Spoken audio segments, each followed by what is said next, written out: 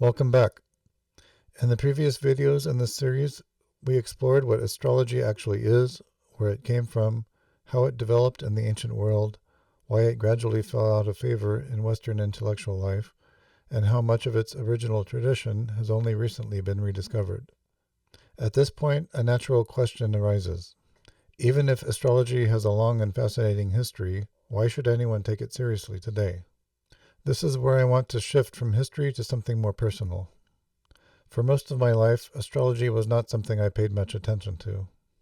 My background was largely shaped by a scientific and rational way of thinking about the world. I was interested in philosophy, music, and ideas, but astrology was not something that initially seemed particularly compelling to me. That began to change only a few years ago. In 2022, I began exploring interdisciplinary approaches to understanding complex systems, ideas connected with ecology, regeneration, and systems thinking. These perspectives challenged the assumption that the world can always be understood through simple cause and effect explanations. Instead, they emphasized patterns, relationships, and interconnected processes. Around that same time, I began looking more seriously at astrology.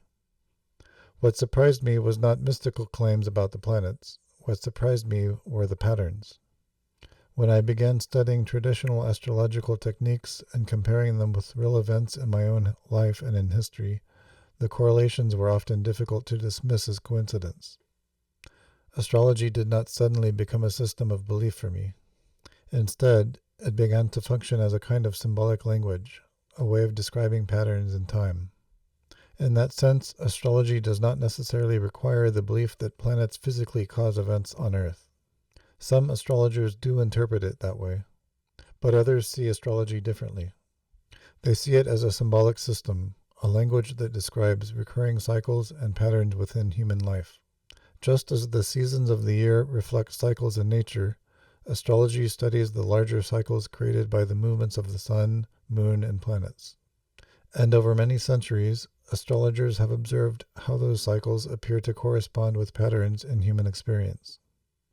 Whether we interpret those patterns as causal, symbolic, or something in between is ultimately a philosophical question. What matters more, at least to me, is that astrology offers a rich framework for reflection. It encourages us to think about time not as a uniform sequence of identical moments, but as a series of cycles with changing qualities and themes. In that sense, astrology can function less like a system of prediction and more like a lens for interpretation, a way of noticing patterns in the unfolding story of our lives. For some people, astrology may never feel convincing, and that's perfectly reasonable. Skepticism is a healthy and important part of intellectual life. But for others, astrology may offer something valuable, a way of thinking about time, meaning, and human experience that connects us with a very long intellectual tradition, a tradition that stretches back thousands of years to the earliest observers of the sky. In the end, the purpose of this series hasn't been to persuade anyone to believe in astrology. It has simply been to show that astrology is a much deeper and more historically complex tradition than the simplified versions most people encounter today. And perhaps, for those who are curious, it may be worth exploring with fresh eyes. If you're curious about exploring astrology in a more personal way, I offer private astrology consultations where we look at the patterns and cycles reflected in your own birth chart. If that interests you, you can find more information in the link below.